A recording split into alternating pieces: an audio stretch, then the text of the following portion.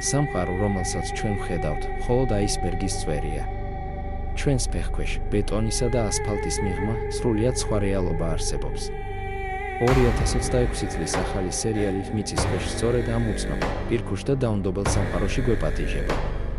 ეს არ არის უბრალოდ კრიმინალური დრამა, ეს არის ადამიანური გამძლეობისა და მორალური არჩევანის ტესტი. სიუჟეტის ცენტრში აღმოჩნდებით იქ, სადაც მზის სინათლე იშვიათი სტუმარია.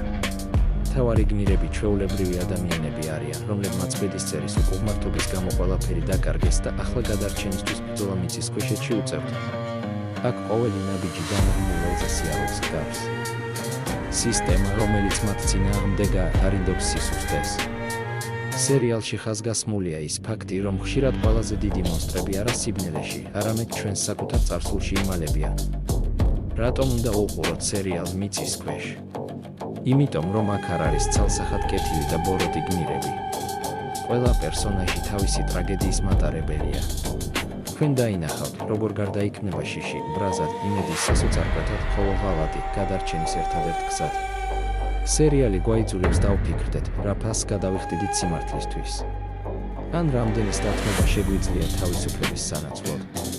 ეს არის ამბავი ადამიანებზე, რომლებიც მიწამში თანდგა, მაგრამ მათ მაინც იპოვეს ძალა, რომ ზემოთ ამოეხედათ.